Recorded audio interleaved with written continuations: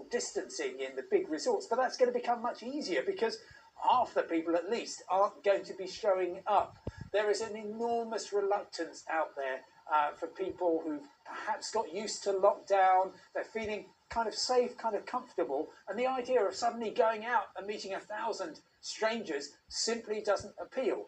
And you've got this tension, of course, between, well, I obviously want to preserve my health, I don't want to risk anybody else's, but I'm also desperate to see the wonders of the world and enjoy travel. That's it.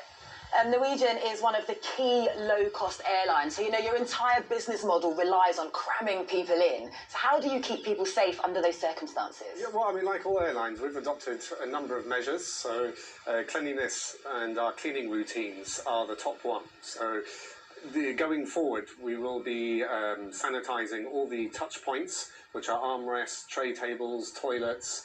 We are ensuring that distancing can take place on board as much as possible. So the middle seat will be assigned last on an aircraft. The families, groups, they will still be able to travel together, but individuals, if they want to sit apart, they can. And it's a matter, as Simon was saying, is people taking responsibility. If you're showing symptoms or you're due to isolate, you really should not be travelling. The airline industry as a whole is doing everything possible to make sure travel's as safe as it can be.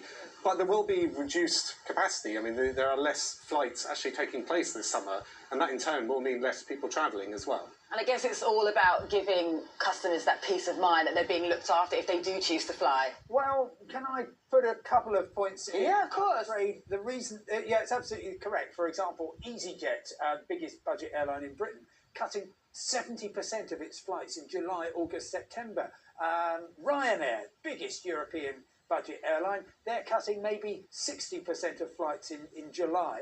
As a result of that, of course, they're trying to fill every single seat on every single flight. And aviation will not be for you if you want to absolutely minimise the risk of contact. You're going to be taking a risk. And all the airlines are doing great things to try to provide reassurance, but I think that's what it is. It cannot be any kind of guarantee.